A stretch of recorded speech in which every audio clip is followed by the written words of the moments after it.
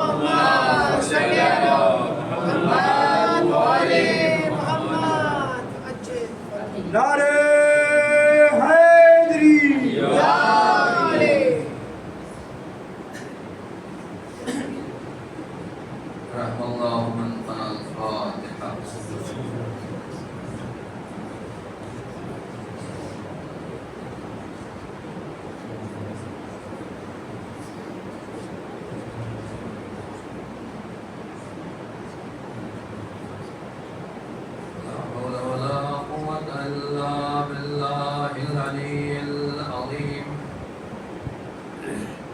حسبنا الله ونعم الوكيل نعم المولى ونعم النصير.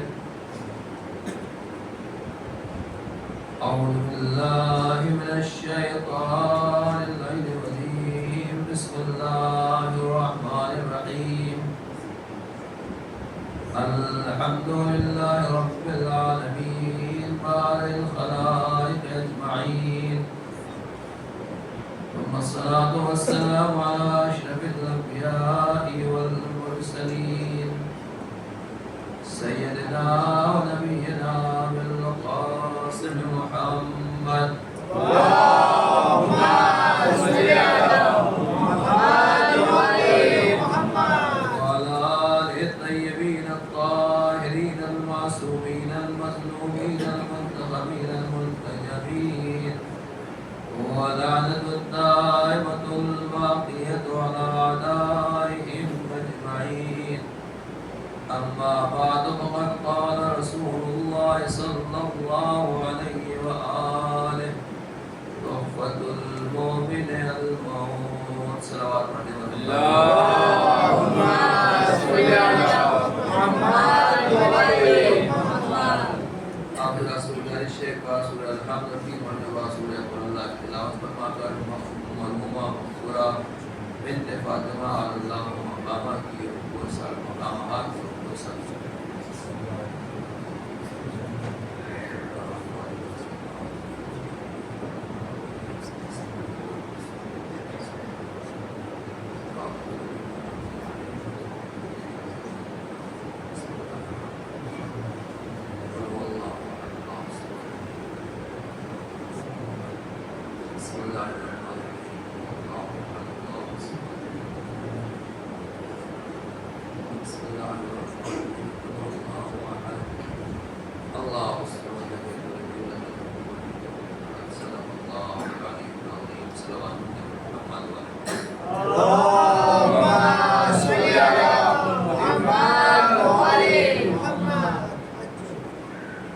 ایک مادر محترم کے سال ثواب کی مجلس، ان کے فرزند برمت عالم بعمل کی خدمت میں تسلیت اور تعزیت پیش کرنے کے لیے تمام اعزاء احباب اور مقررین کی جانب سے اس مجلس رضا کا انعقاد کیا گیا ہے. شب جمعہ بھی ہے اور مرحومین کے سال ثواب کے لیے اس سے بہتر لمحہ اور اس سے بہتر موقع نہیں ہوتا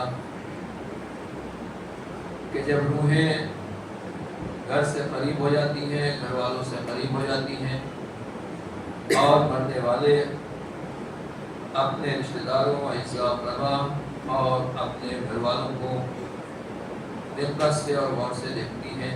اس صلوات پڑھتے ہیں. اللهم صل على محمد وآل محمد.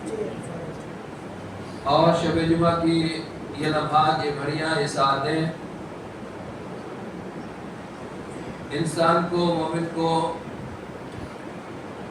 متوجہ کرتی ہیں کہ ماں اور باپ جو بھی مرحومین ہیں وہ گھروں پر آتے ہیں، اور آنے کے بعد ان کی روحیں ہم سے یہی تقاضا کرتی ہیں کہ ہمارے لیے کچھ تھوڑا بہت ہی سارے ثواب کر دو، ہمارے لیے کچھ خیرات بھیج دو، ہمارے لیے کچھ نماز اور کار خیر انجام دے دو، کچھ نہ صحیح کسی کو ایک گلاس پانی ہی پلا دو، اور کچھ نہ صحیح تو کم سے کم ایک صلوات ہی اگر ہمارے لیے بھیج دو تو یہی ہماری بخشش کا سامان ہے.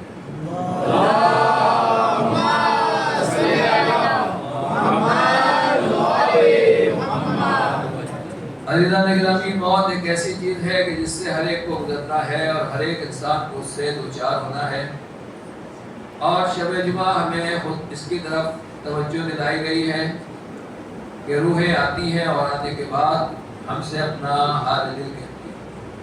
اور سورہ جمعہ میں یہ ارشاد ہے کہ اگر یہودیوں سے کہا گیا کہ اگر تم واقعی اللہ کے چاہنے والے ہو فتمنوا الموت ان کنتم صادقین، تو تم موت کی تمنا کرو اگر تم سچے ہو۔ یعنی اگر انسان کے دل میں محبت خدا پائی جاتی ہے، اللہ کی محبت پائی جاتی ہے، تو انسان موت سے فرار نہیں کرتا بلکہ موت کا استقبال کرتا ہے اور موت کے لیے تیار رہتا ہے۔ اسی لیے اللہ نے یہودیوں سے کہا، اور یہ سورہ ہر جمعے کو پڑھنے کے لیے نماز جمعہ میں اسی لیے مستحب ہے۔ عجیب و غریب بات ہے کہ دو سورے ہیں، پہلی رکعت میں سورہ جمعہ پڑھنا مستحب اور دوسری رکعت میں سورہ منافقون۔ عام طور سے ہمارے یہاں سورہ جمعہ پڑھا جاتا ہے، سورہ منافقین نہیں پڑھا جاتا، مگر جتنی بھی نماز جمعہ ہیں ان کے لیے استحباب یہی ہے کہ سورہ جمعہ پڑھا جائے، اور سورہ جمعہ میں جو تذکرہ ہے وہ یہودیوں کا ہے، اور سورہ منافقین میں تذکرہ منافقین کا ہے۔ ہر جمعے میں پہلے یہودیوں کا تذکرہ کیا جائے، بعد میں منافقین کا تذکرہ کیا جائے، پہلے یہودیوں کی حرکتیں بتائی جائیں اور اس کے بعد منافقین کی حرکتیں بتائی جائیں۔ یہ اس بات کا ثبوت ہے کہ اللہ جانتا تھا کہ یہ دو قومیں ہمیشہ باقی رہنے والی ہیں، قیامت تک یہودی بھی باقی رہیں گے، قیامت تک منافقین بھی باقی رہیں گے، لہذا نماز جمعہ میں ان کا چہرہ بھی دکھا دیا جائے، منافقین کا چہرہ بھی دکھا دیا جائے، پتہ چلے یہ دونوں الگ نہیں ہے بلکہ سگے بھائیوں کی طریقے سے ہیں۔ ایک صلوات پڑھنے پر محمد والے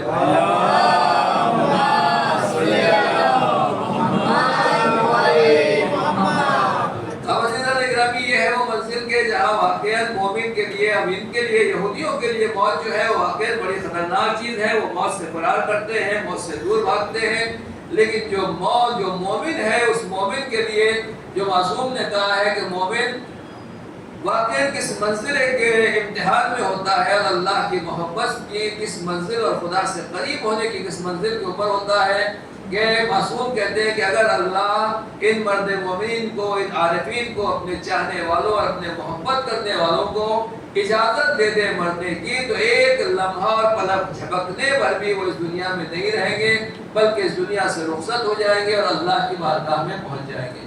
تو مرد مومن کے لیے گویا موت کیا ہوئی کہ اگر اللہ نے مومن کو اختیار دے دیا کہ موت تمہارے اختیار میں ہے، تو پھر موت کا اختیار کا مطلب یہ ہوا کہ مومن جو ہے وہ فوراً موت کو گلے لگا کے اللہ کی بارگاہ میں پہنچنے کے لیے بے قرار ہو جائے گا۔ تو عزیزان گرامی، وجہ کیا ہے کہ مومن جب بے قرار ہوتا ہے تو خدا کی ملاقات کا شوق پیدا کرتا ہے۔ اصل میں وجہ یہی ہے کہ صاحب ایمان جب خدا کی ملاقات کا شوق پیدا کرتا ہے، اس کے دل میں اللہ کی زیارت اور اللہ کی ملاقات پیدا ہوتی ہے، تو پھر وہ دنیا میں نہیں رہتا۔ تو اب ہم جو بھی نماز پڑھتے ہیں، جو بھی اعمال کرتے ہیں، مومن جو بھی کام کرتا ہے وہ قربتاً اللہ ہوتا ہے، اللہ سے قریب ہونے کے لیے ہوتا ہے۔ تو جب ہمارا ہر عمل اللہ سے قریب ہونے کے لیے ہے تو سب سے زیادہ اللہ سے قربت کا موقع وہ ہوتا ہے کہ جہاں درمیان میں کوئی چیز نہ رہ جائے اور بندہ خود بخود اپنے پروردگار کی بارگاہ میں پہنچ جائے۔ اسی مرحلے اور اسی منزل کو موت کہتے ہیں جو ہمیں اللہ سے اتنا قریب کر دیتی ہے کہ جہاں دنیا درمیان سے ہٹ جاتی ہے، بندہ ہوتا ہے، اس کا خدا ہوتا ہے۔ ایک صلوات پڑھنے پر محمد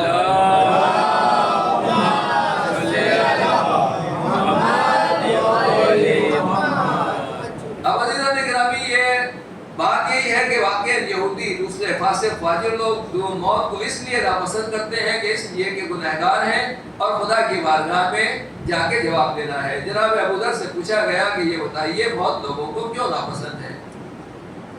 جناب ابو ذر نے فرمایا اصل میں بات یہ ہے کہ انسان جس چیز کو ڈیکوریٹ کرتا ہے، جس کو سجاتا ہے، اس سے محبت کرتا ہے، اور جہاں جنگل ہے، بیابان ہے، کوئی چیز نہیں ہے، انسان وہاں جانے سے گھبراتا ہے۔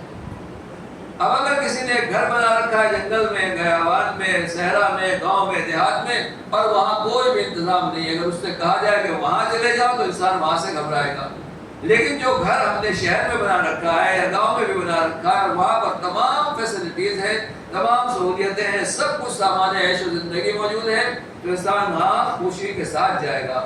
جناب بزرگ کہتے ہیں کہ اصل معاملہ یہ ہے کہ لوگ موت سے اس لیے گھبراتے ہیں، دنیا میں اس لیے رہنا پسند کرتے ہیں کہ ہم نے دنیا کی زندگی کو ڈیکوریٹ کر رکھا ہے، اسے سجا و سنوار رکھا، آخرت کی زندگی کو ویران کر رکھا ہے، اسے کھنڈر بنا رکھا ہے، لہذا انسان اس آباد دنیا کو چھوڑ کے کھنڈر میں جانے سے گھبراتا ہے۔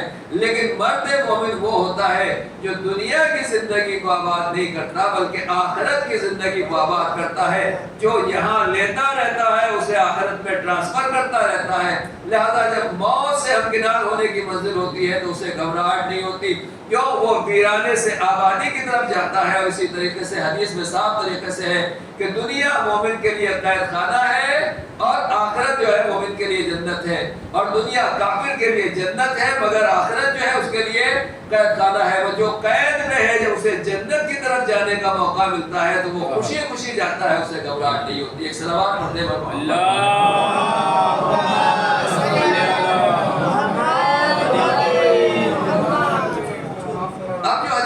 خدمت میں عرض کی کہ واقعہ موت کیا چیز ہے، پیغمبر کہتے ہیں تحفۃ المومن الموت، مومن کے لیے تحفہ موت ہے۔ دنیا میں ہمارے یہاں بھی تحفے سب دیتے رہتے ہیں، گفٹ ملتا رہتا ہے۔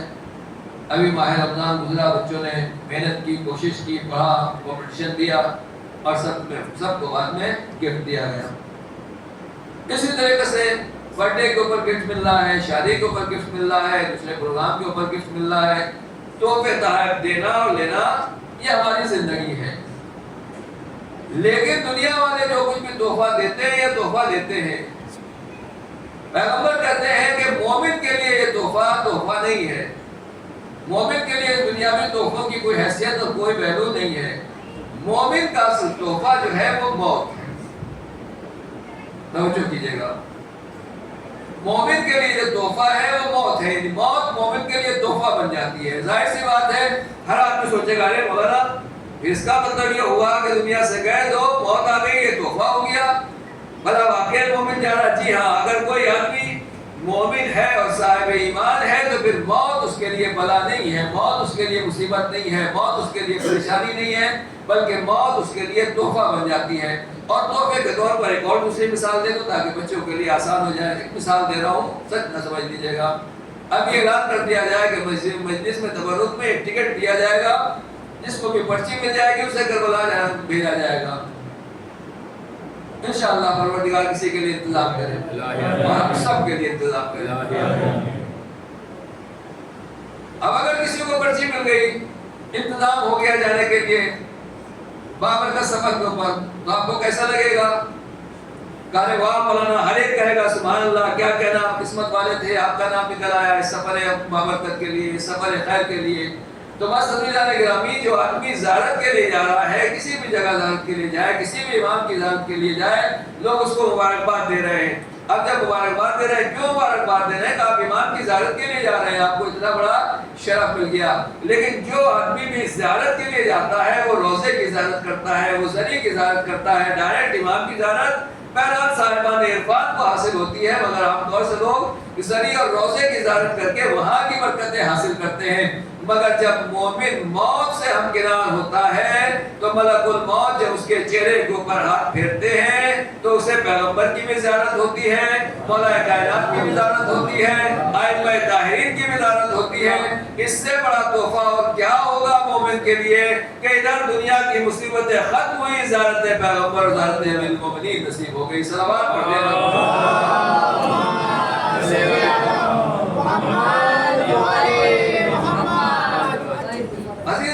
یہ ہے وہ منظر جو ہاں واقعا موت کو ہے اللہ کی طرف سے تحفہ سمجھنا چاہیے، تحفہ الہی سمجھنا کرنا چاہیے۔ یحیی و یمیت اللہ کا ایک لقب ہے کہ وہ حیات دینے والا ہے، زندگی دینے والا ہے اور موت دینے والا ہے۔ تو زندگی بھی اللہ نے دی اور موت بھی اللہ نے دی ہے۔ یہ خداوند عالم کا احسان، یہ خداوند عالم کا کرم اور یہ اللہ کا سسٹم ہے، پروردگار کا طریقہ کار ہے کہ وہ زندگی دیتا ہے اور اس کے بعد جب ضرورت ہوتی ہے، جب ہمارا وقت معین پورا ہو جاتا ہے تو پھر ہمیں اس دنیا سے اٹھا لیتا ہے۔ پیغمبر فرما رہے ہیں مومن کے لیے یہی موت جو ہے وہ تحفہ ہے. کیوں؟ اس لیے کہ یہ دنیا کی مصیبتوں سے نجات پا جاتا ہے اور وہاں پہنچ جاتا ہے. ہمارے آپ کے چھٹے سرکار حضرت امام جعفر صادق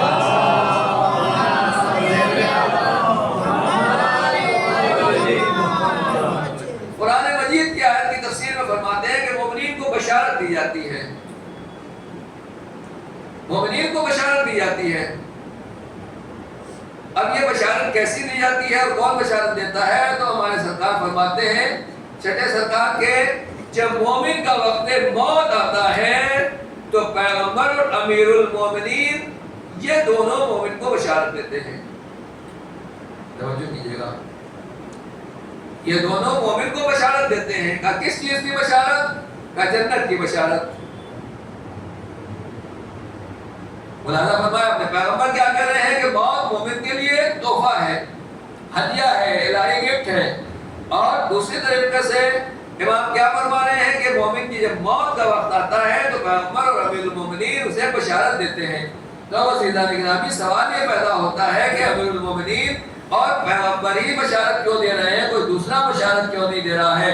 بس عزیزان گرامی جنت کی بشارت وہی دے سکتا ہے جو مالک جنت ہو، جو ساقی کوثر ہو. کسی کو اپنے حال کا پتہ نہیں ہے تو دوسرے کو کیا بشارت دے گا؟ صلوات پڑھنے پر محمد.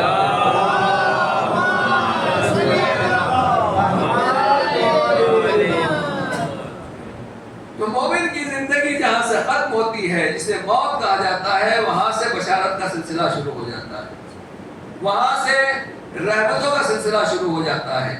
اور اس کے بعد فرشتے کہتے ہیں سلام علیکم، تمہارے اوپر ہمارا سلام ہو، تم نے پاک و پاکیزہ زندگی گزاری، تم پاک و پاکیزہ تھے. طیب و طاہر پاک و پاکیزہ زندگی کے ساتھ تم اس دنیا میں رہے.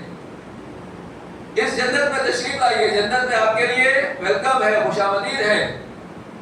یعنی مومن جیسے ہی آنکھ بند کرتا ہے اس کی روح قبض ہوتی ہے، فرشتوں کی طرف سے مومن کو سلوٹ مارا جا رہا ہے، فرشتے اس کو سلام کر رہے ہیں، جنت کے دروازے کے اوپر استقبال کر رہے ہیں اور اسے جنت میں لے کے جا رہے ہیں.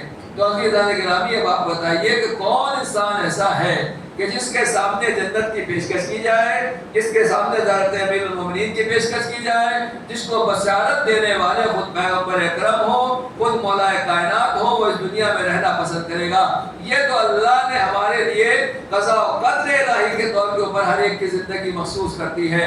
ورنہ سوال یہی ہے اور قسمت یہی ہے کہ جو جتنا جلدی جوار پیغمبر میں پہنچ سکتا ہے، جو جتنا جلدی جوار امیر المومنین میں پہنچ سکتا ہے، جو جتنا جلدی جنت میں داخل ہو سکتا ہے، انسان اس میں دیر نہیں کرے گا. ایک صلوات پڑھتے پر محمد والے.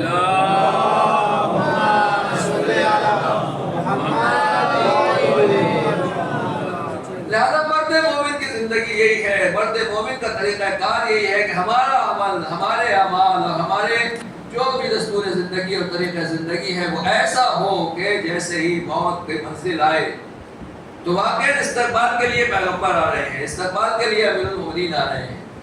ایک جملہ یہاں پر ان کے کہہ دو عزیزان گرامی کہ یہ وہ منزل ہے کہ جہاں کے اوپر فرشتہ آ کے بشارت دے رہا ہے، فرشتہ آ کے خوشخبری دے رہا ہے، مومن کو سلام کر رہا ہے. لیکن مومن میں اور رسول خدا میں کیا فرق ہے؟ خالی یہ ایک واضح کرنا چاہتا ہوں جو آپ سنتے رہتے ہیں کہ جب مومن آ رہا تو فرشتے کہہ رہے ہیں سلام علیکم. مومن کی موت کے بعد فرشتے آ کے سلام کر رہے ہیں، مگر ڈائریکٹ ظاہر سی بات ہے سلام سامنے سے ہوگا، برابر سے ہوگا. تو مومن کا درجہ یہ ہے کہ اس کی خدمت میں فرشتے آ کے سلام کر رہے ہیں، اسے جنت کی بشارت دے رہے ہیں، مگر یہ سلام سامنے سے ہوگا. مگر درجہ پیغمبر کیا ہے، عظمت پیغمبر کیا ہے کہ جب موت کا فرشتہ وہاں آ رہا ہے تو پیغمبر کے سامنے نہیں پہنچتا، بلکہ پیغمبر کے دروازے پر کھڑے ہو کر پہلے اجازت لیتا ہے، پرمیشن لیتا ہے، اور پھر شہزادی کائنات جب اجازت دے دیتی ہے تب موت کا فرشتہ سامنے آتا ہے. مومن میں، امیر المومنین میں، مومن میں اور پیغمبر میں یہی فرق ہے کہ مومن کے پاس پہنچ کے سلام کرتا ہے، مگر شہزادی اور پیغمبر کے دروازے کے پاس نہیں بلکہ دروازے سے باہر کھڑے ہونے کے بعد سلام اور اجازت دیتا ہے. جب اجازت ملتی ہے تب خدمت پیغمبر میں پہنچ کر قبض روح کی کوشش کرتا ہے. ایک صلوات پڑھنے پر محمد والے.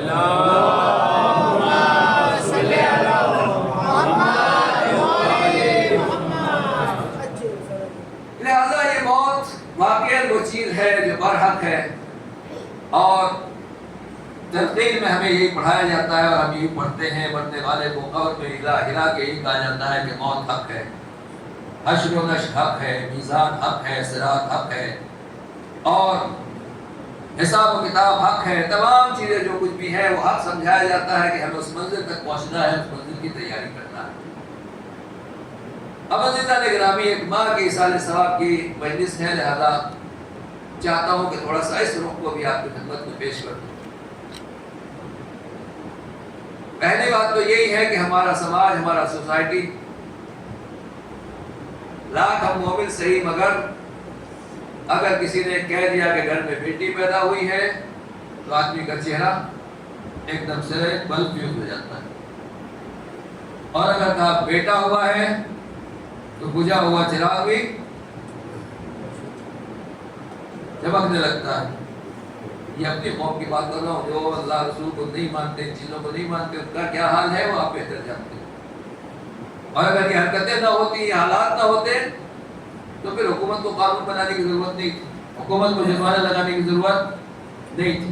یہ جرمانہ اسی لیے لگایا جا رہا ہے، یہ قانون اسی لیے بنایا جا رہا ہے کہ پتہ ہے کل عرب کے لوگ زندہ بیٹیوں کو درگور کرتے تھے، اور آج کے پڑھی لکھی ٹیکنالوجی بچیوں کو دنیا میں آنے سے پہلے درگور کر دیتی ہے اور ان کا خاتمہ کر دیتی ہے۔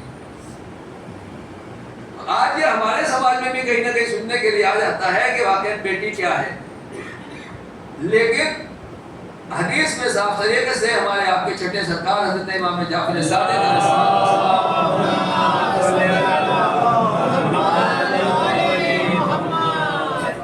امام نے فرمایا کہ بیٹی جو ہے وہ، بیٹا جو ہے وہ نعمت ہے۔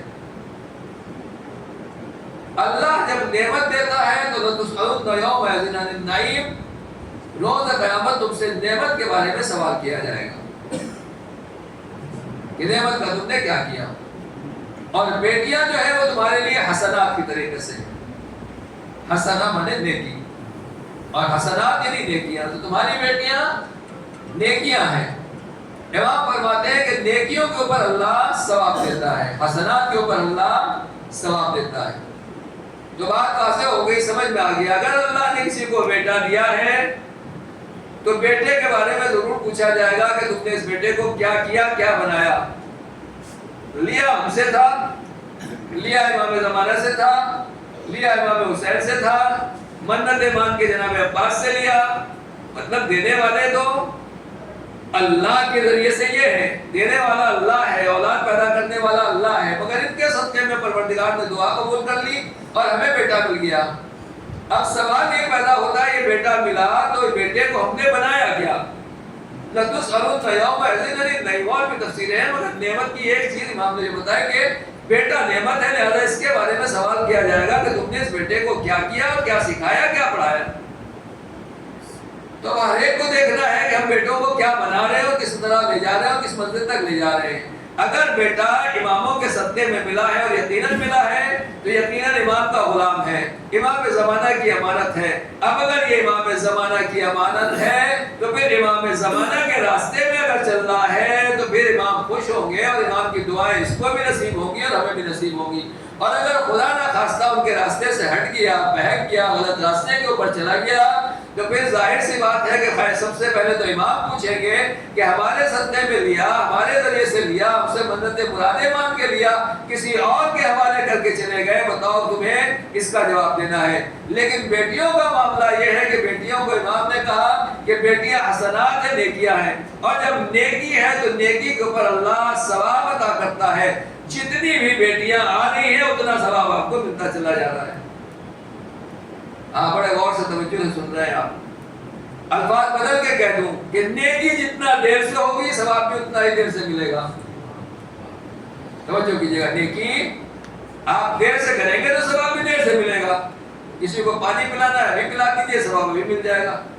1 گھنٹے کے بعد پلائیں، ثواب 1 گھنٹے کے بعد ملے گا۔ 1 ہفتے کے بعد پلائیں تو 1 ہفتے کے بعد ثواب ملے گا۔ تو نیکی جتنی دیر سے آدمی کرے گا ثواب بھی اتنی دیر سے ملے گا۔ بیٹی گھر میں جتنے دیر سے پیدا ہوگی آدمی کی نیکی اتنی ہی دیر سے شروع ہوگی۔ حدیث کے ذیل میں کہہ رہا ہوں،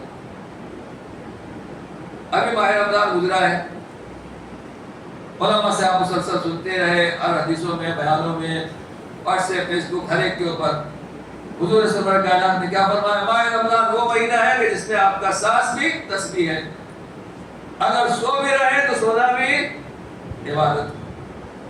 سنا آپ نے؟ پورے ایک مہینہ جیسے ہی ماہ رمضان کا چاند دکھائی دیا، اس کے بعد ہم نے ایک مہینے تک جتنی بھی سانس لی وہ ہماری تسبیح بن گئی۔ اللہ نے ہماری تسبیح ہمارے نامہ اعمال میں لکھ دیا۔ جتنی دیر میں ماہ رمضان میں سوئے اللہ نے وہ عبادت لکھ دیا، باقی تو عبادت تھی، مگر یہ الگ سے بتا رہا ہوں کہ جہاں ہمیں کچھ کرنا نہیں ہے، سانس لے رہے ہیں تو وہ تسبیح بن گیا، سو رہے ہیں وہ عبادت بن گیا۔ تو ماہ رمضان ختم ہوا، تسبیح بھی ختم، عبادت بھی ختم۔ اب اگر آپ وضو کر کے سوئیں گے تو عبادت کا ثواب ملے گا، اور اگر بغیر وضو سوئیں گے تو عبادت کا ثواب نہیں ہے۔ اب امام کی اس حدیث کو دیکھیے، امام کیا فرماتے ہیں کہ بیٹیاں حسنات ہیں، بیٹیاں نیکیاں ہیں۔ تو اب اگر بیٹیاں نیکیاں ہیں تو پھر مطلب کیا ہوا؟ جس کے یہاں جتنی دیر سے بیٹی آئے گی اس کی نیکیاں اتنی دیر سے شروع ہوں گی، اور جس کے یہاں جتنا جلدی بیٹی آ گئی اس کے یہاں نیکی شروع ہو گئی۔ تو جو فرمایا آپ نے، جیسے ماہ رمضان کا چاند دکھائی دیا، ہم نے چاند دیکھا، ماہ رمضان شروع ہو گیا، ہمارا سانس تسبیح بن گیا۔ اب جس کے گھر میں بھی بیٹی ہے وہ یہ نہ سوچے کہ میں پریشان ہوں، زحمت ہوں، کیا ہوگا، شادی کیسے، بیاہ کیسے۔ بہرحال اللہ نے جو بیٹی دی ہے اگر اسے حسنہ سمجھ کے قبول کریں گے تو پروردگار جیسے ہی بیٹی کو بھیجے گا، جب تک یہ بیٹی رہے گی حسنات پر ثواب ملتا چلا جائے گا، جہاں ثواب ملے گا وہاں زندگی میں برکت بڑھتی چلی جائے گی۔ ایک صلوات پڑھتے ہیں محمد۔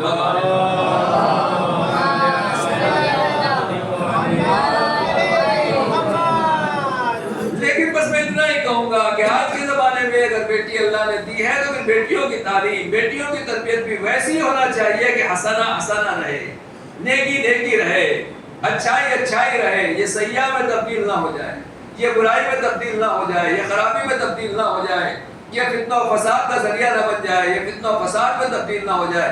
اللہ نے بیٹی دی ہے، اسے حسنہ بنایا ہے، نیکی بنائی ہے، تو پھر وہ اسی طریقے سے حسنات میں تبدیل ہوتی رہے اور ماں باپ کی حسنات اور نیکیوں کو بڑھاتی چلی جائے۔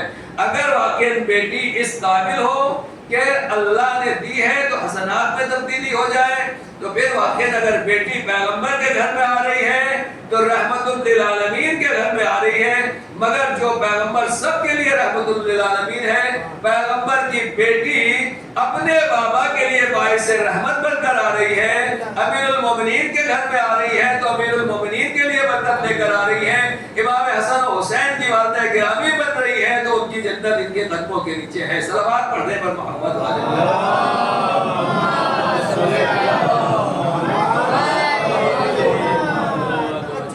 اللہ نے جو دختر عطا کی ہے، جو بیٹی عطا کی ہے، اس کی عظمت کو سمجھنا ہے۔ ہماری خواتین کو اپنی عظمت کو سمجھنا ہے، اپنی بچیوں کی عظمت کو سمجھنا ہے، ان کو چھوٹا، ان کو معمولی نہیں سمجھنا ہے۔ باتیں بہت ہیں لیکن فی الحال میں مختصر کر رہا ہوں۔ تو پہلی بات یہ ہے کہ اگر بیٹی آ رہی ہے وہ حسنات کو بڑھا رہی ہے اور حسناتوں میں اضافہ کر رہی ہے، تو پھر باپ کے گھر کو بھی گلشن بنا رہی ہے، شوہر کے گھر کو بھی گلشن بنا رہی ہے، اور بچوں کو بھی بہرحال وہ صاحب قسمت بنا رہی ہے، ان کی قسمت کو نکھار رہی ہے۔ لیکن اگر یہی بیٹی غلط تربیت میں آ جائے، غلط ماحول میں آ جائے تو کبھی حمالۃ الحطب بنتی ہے اور کبھی جگر خارا بنتی ہے، کبھی اونٹ پر بیٹھ کر وسیع پیغمبر کے خلاف جنگ کے لیے نکلتی ہے۔ بہرحال یہ ماحول ہوتا چلا جاتا ہے جہاں نیکیاں برائیوں میں تبدیل ہوتی چلی جاتی ہے۔ اگر تربیت صحیح نہیں ہے تو نتیجہ الٹا ہوتا ہے، نتیجہ خطرناک ہوتا ہے۔ ایک صلوات پڑھے پر محمد والے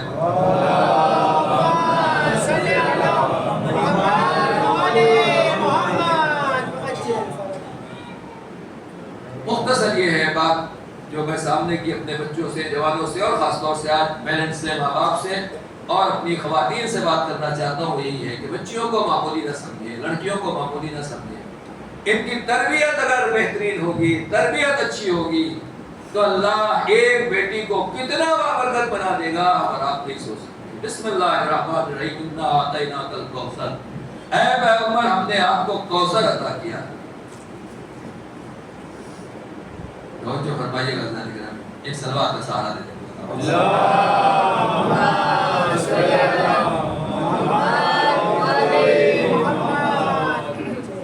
آدمی کے پاس سب کچھ ہو، پورے محلے کا مالک ہے، بادشاہ ہے، پورے ملک کا مالک ہے۔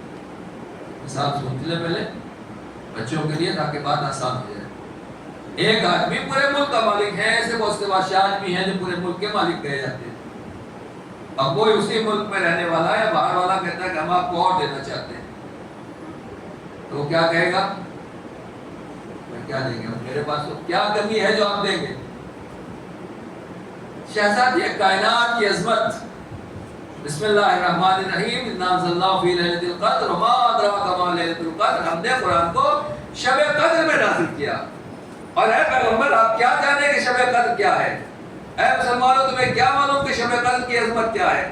اب روایت میں کہا گیا، شہزادی کی تفسیر کی گئی قدر سے، شب قدر سے، کہ جیسے شب قدر کی عظمت کسی کو نہیں معلوم، اسی طریقے سے شہزادی کی عظمت کسی کو نہیں معلوم۔ تمہیں کیا معلوم کہ شہزادی کائنات کی عظمت کیا ہے؟ جو میں نے آیت پڑھی اور یہ آیت سورہ ہم پڑھتے رہتے ہیں، بسم اللہ الرحمن الرحیم، انا اعطیناک الکوثر، اے پیغمبر ہم نے آپ کو کوثر عطا کیا ہے۔ یا اللہ میرے تیرے نبی کے پاس پہلے کس چیز کی کمی تھی؟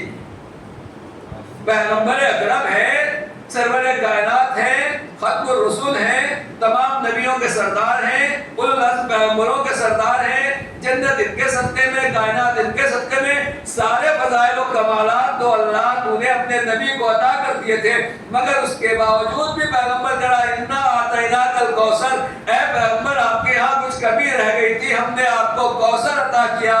تو اس کا مطلب یہ ہے کہ شہزادی کائنات اس ذات گرامی کا نام ہے جو اپنے بابا کے گھر بھی کوثر بن کے آئی ہے، یہاں بھی کثرت عطا کر رہی ہے۔ ایک صلوات پڑھ دے بر محمد والے۔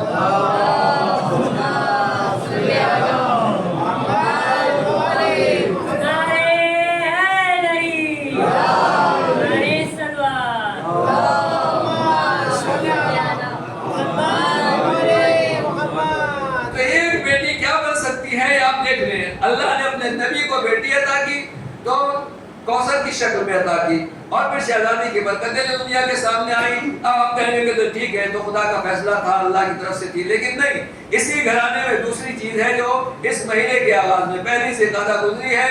شہزادی جناب فاطمہ معصومہ، معصومہ قم جسے کہا جاتا ہے۔ آپ دیکھیں کہ ایک بیٹی جناب موسیٰ بن جعفر کو دی اللہ نے، اتنی اولادیں تھی، مگر جناب فاطمہ معصومہ قم کی عظمت، اس مہینے کی عظمت جس مہینہ شروع ہو رہا ہے، پہلی تاریخ شہزادی کی ولادت ہے اور 11 تاریخ ان کے برادر گرامی امام رؤوف امام رضا علیہ السلام کی ولادت ہے۔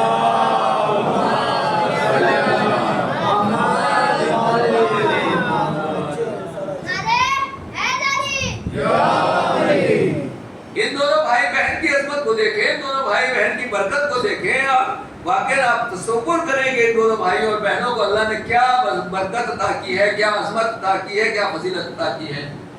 روایت میں یہاں تک ہے کہ شہزادی کی عظمت اور فضیلت کہ آنے والا آیا اور آنے کے بعد امام کی خدمت میں، امام موسیٰ کاظم کی خدمت میں کچھ سوال پیش کیے۔ امام گھر پہ نہیں تھے، شہزادی نے پرچہ لیا اور جواب لکھنے کے بعد پرچہ واپس کر دیا۔ سائل نے سوال پڑھا، سوال لے کے واپس چلا گیا۔ راستے میں واپس آیا، واپس آ رہا ہے، گھر سے امام سے ملاقات ہو گئی۔ السلام علیکم، وعلیکم السلام، کہاں گئے تھے، کہاں سے آ رہے ہیں؟ کہا والا آپ کے گھر گیا تھا کچھ سوالات کے جوابات لانے کے بعد، سوالات کے جواب لینے کے لیے۔ تو کیا ہوا؟ سوال کے جواب ملے؟ کہا یہ پرچہ دیا تھا، یہ جواب ملے۔ اب جو امام نے دیکھا تو امام کی بیٹی نے وہی جواب لکھے تھے جو امام لکھنے والے تھے۔ یہ کیا سوال کا جواب ہے؟ در حقیقت یہ بتایا جا رہا ہے کہ اہل بیت کے گھر میں پیدا ہونے والی بچیاں، یہاں تربیت پانے والی بچیاں جب علمی سوالات کے جوابات دیتی ہیں تو وہی جواب ہوتا ہے جو علم امام ہوتا ہے، جو علم کلام ہوتا ہے۔ صلوات پڑھ دے بس محمد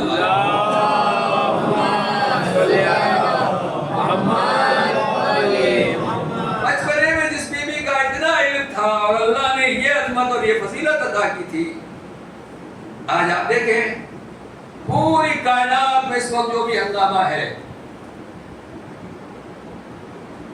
زمین اوپر نیچے ہے، پوری دنیا میں ایک ہلچل مچی ہوئی ہے، یہ کس کی برکت سے ہے یا کس کی وجہ سے ہے؟ اگر آج اسلام کو، تشیع کو، ایمان کو قرآن کو عزت ملی ہے، اہل بیت کے چاہنے والوں کو عزت ملی ہے، تو یہ کہاں سے آئی؟ توجہ کیجیے گا، اس وقت جو جنگ کے پرانی حالات ہیں، جو پریشانیاں ہیں، پوری دنیا ایک الگ کشمکش میں ہے، ٹینشن میں ہے۔ یہ ظالموں نے جو کچھ بھی ظلم کیا، اس کی وجہ کیا ہے؟ اصل وجہ یہی ہے عزیزان گرامی کہ اگر آپ دیکھیں تو جناب فاطمہ معصومہ کی عظمت اور جناب فاطمہ معصومہ کی فضیلت ہے کہ معصومہ قم کے مدرسوں میں، ایک مدرسے میں ایک پڑھنے والے عالم دین، ایک مجتہد، ایک صاحب عرفان، ایک ولی فقیر نے اپنے زمانے کے طاغوت کو للکارا، شاہ ایران کو للکارا، اسے ایران سے نکال کے باہر کیا، اور جب ملازم گیا تو اس کے آقا بھی نکالے گئے، اس کو غلام بنانے والے بھی نکالے گئے، اور وہ سب کے سب سرزمین سے باہر نکال دیے گئے۔ بس یہی بغض و حسد ہے جو اہل بیت کے چاہنے والوں سے اس زمانے سے آج تک چلا آ رہا ہے۔ اور اس کے بعد جو کچھ بھی آپ نے دیکھا کہ آج جو کچھ بھی ایران کو عزت ملی ہے، جو مقام ملا ہے، جو بلندی ملی ہے، جو درجہ ملا ہے، امام خمینی نے مدرسہ فیضیہ میں جو پیغام دیا، جو تقریر دی، اور جو اس زمانے کے طاغوت کو للکار کے کہا کہ واقعی جمہوری اسلامی ہونا چاہیے اور لوگوں کے حقوق ملنا چاہیے، یہ کیا ہے؟ یہ وہ حوضہ علمیہ ہے جو جناب فاطمہ معصومہ کی برکت سے حوضہ قم میں موجود ہے، اور پوری دنیا میں جو ہے اس کا سلسلہ چل رہا ہے۔ بس عزیزان گرامی، اگر آپ دیکھیں کہ آج انقلاب ایران اگر کامیاب ہوا ہے تو اس انقلاب کے پیچھے حوضہ علمیہ قم جو ہے وہ اصل اس کا کردار ہے۔ اور حوضہ علمیہ قم میں یہ برکت کہاں سے آئی ہے؟ جناب موسیٰ ابن جعفر کی اس بیٹی جناب فاطمہ معصومہ سلام اللہ علیہا کی وجہ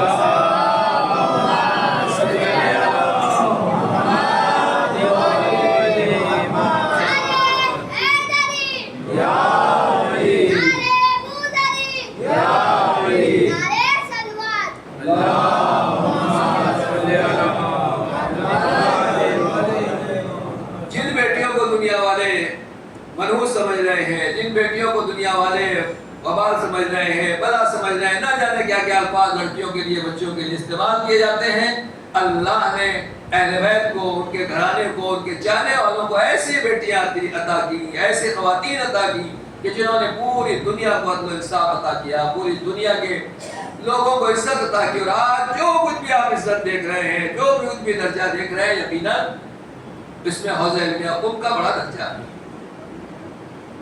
ایک بیوی کے گرد پروانوں کی طرح سے دنیا کے لوگ اپنے علمی پیار بجھانے کے لیے آ رہے ہیں، اہل بیت کا دین سیکھنے کے لیے آ رہے ہیں۔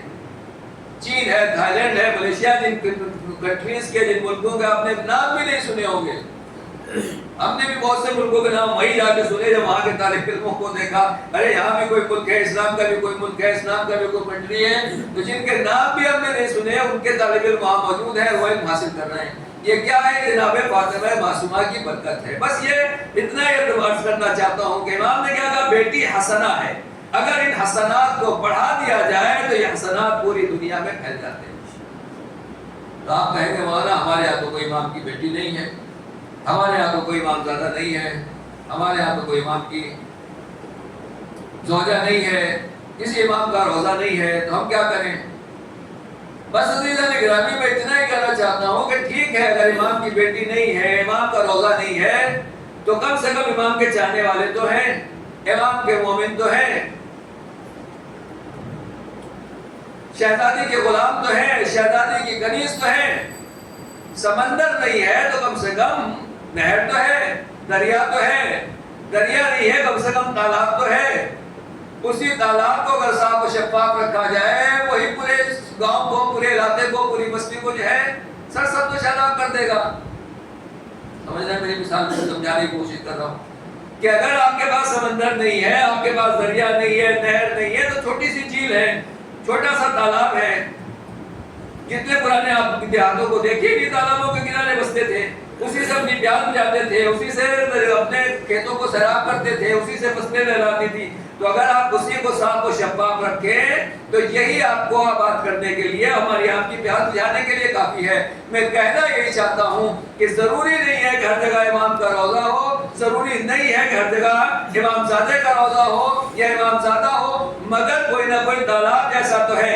جس ماں کے ایصال ثواب کے لیے ہم یہاں جمع ہوئے ہیں، اگر ماں نے اپنے بیٹے کو اپنے سے جدا کر کے قم نہ بھیجا ہوتا، علم دین حاصل کرنے کے لیے نہ بھیجا ہوتا تو ظاہر سی بات ہے کہ دوسرے لوگوں میں اور ان میں کوئی فرق نہ ہوتا، لیکن ماں نے اپنے بچے کو جناب معصومہ ام کے حوالے کر کے بتایا کہ دیکھو بیٹیاں حسنات ہوتی ہیں، اللہ نے جو اولاد دی ہے اپنے گود میں اگر رکھو گے تو جاہل کا جاہل رہ جائے گا، اسے شہزادی کے حوالے کر دو گے تو خود بھی چمکے گا، دنیا کو بھی چمکائے گا، خود بھی علم دین حاصل کرے گا، دوسروں کو بھی تعلیم دے گا۔ ایک صلوات پڑھتے بر محمد والے محمد۔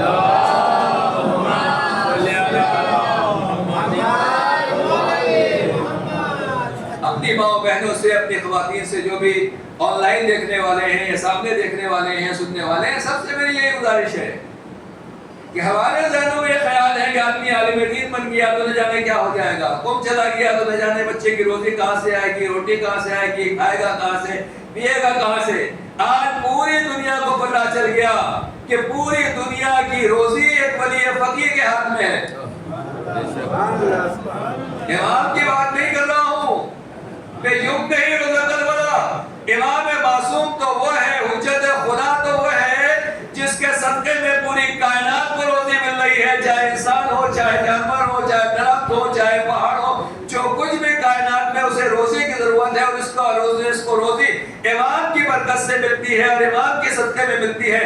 نہیں عزیزان گرامی، امام معصوم کی بات نہیں کر رہا ہوں، ایک مجتہد، ایک ولی فقیر کی بات کر رہا ہوں۔ اگر قلم چلا دیں تو روزی ملے گی اور اگر قلم روک لے تو روزی بھی رک جائے گی۔ اب عظمت ولی فقیر، عظمت مجتہد سمجھو، یہ وہی ولی فقیر ہے، یہ وہی مجتہد ہے جو ایک مدرسے میں پڑھے ہوئے طالب علم ہے۔ ان علماء کو اور ان طلاب کو معمولی نہ سمجھو۔ اگر طالب علم خدا کا نوکر ہو، امام زمانہ کا نوکر بن جائے تو پوری دنیا کی روزی اس کی مٹھی میں آ جاتی ہے۔ ایک صلوات پڑھ دے بر محمد۔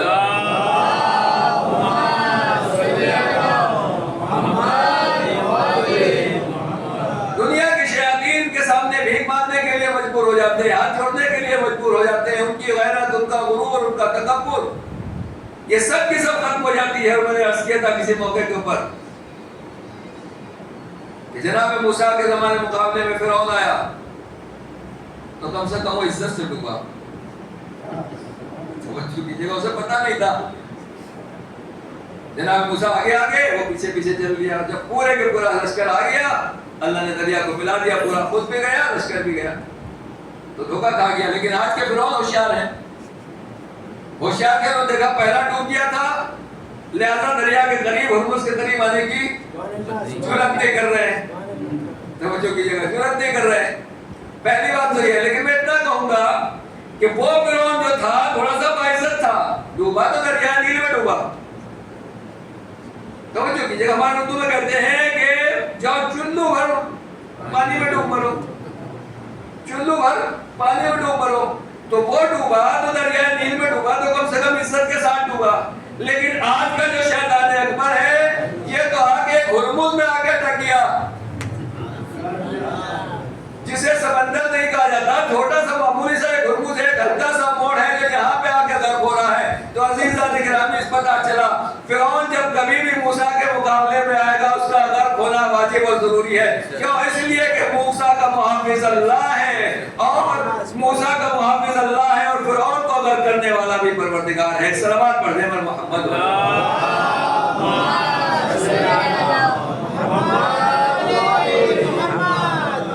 اپنے بچوں کو قوم بھیجیے، عالم دین بنائیے، لیکن ہاں یہ نہیں کہ بچے آئے گا تو لوگ نواوا کریں گے، نعرے لگائیں گے، استقبال کریں گے، ہاتھ چومیں گے اور نہ جانے کیا کیا نیتیں ہو جاتی ہیں۔ جہاں ہماری پڑھنے والوں کی نیت خراب یا بھیجنے والوں کی نیت خراب، وہیں سے معاملہ گڑبڑ جاتا ہے۔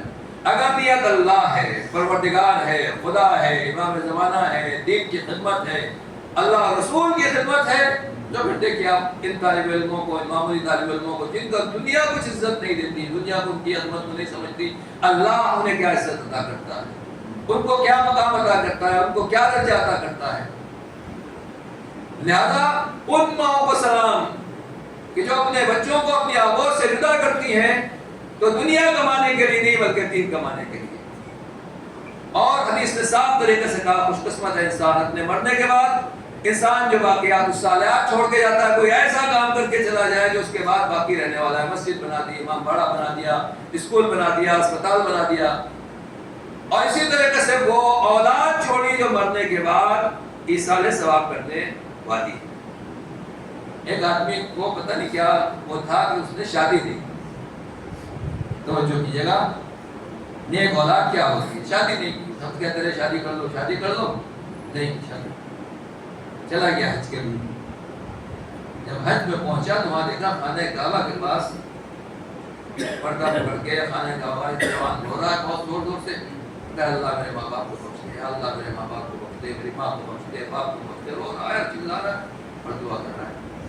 اللہ کمال کی بات ہے، اپنے ماں باپ کے لیے یہ خانہ کعبہ کے پاس جب ایسے دعا کرے گا تو اللہ اس کی دعا کو کیسے نہیں سنے گا؟ اس کے ماں باپ بخشے جائیں گے نہیں بخشے جائیں گے؟ یقیناً بخشے جائیں گے۔ انہوں نے کہا میں نے تو شادی نہیں کی، میری تو اولاد ہی نہیں ہے جو کل کو میرے لیے آ کے دعا کرے۔ واپس آیا اور آنے کے بعد شادی کی تاکہ کل کو اولاد پیدا ہو تو ماں باپ کے لیے دعا کرے۔ آج کے جوان کس لیے شادی کرتے ہیں؟ نیک اولاد کے لیے یا لائف پارٹنر کے لیے؟ مسئلہ یہی ہے کہ اگر آپ کو جس چیز کی چاہت ہے، شادی جس کام کے لیے کریں گے، جس من کے لیے کریں گے، جس خواہش کے لیے کریں گے، وہی ملنے والی ہے۔ اگر کوئی مال کے لیے شادی کر رہا ہے تو مال مل جائے گا، خوبصورت بیوی کے لیے شادی کر رہا ہے تو خوبصورت بیوی مل جائے گی، باقی اس کے بعد کچھ ہونے والا نہیں ہے۔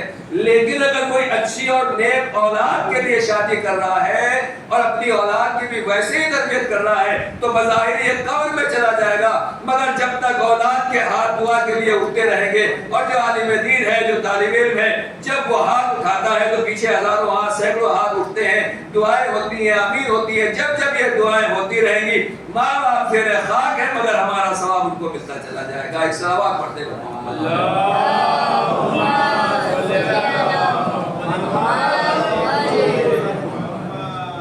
دنیا یہ سوچتی ہے کہ ہم اولاد کو عالم بنا کر قوم بھیج کر نقصان کر رہے ہیں، نہیں، سب کو اس دنیا سے جانا ہے، ہر ایک کو اس دنیا سے رخصت ہونا ہے۔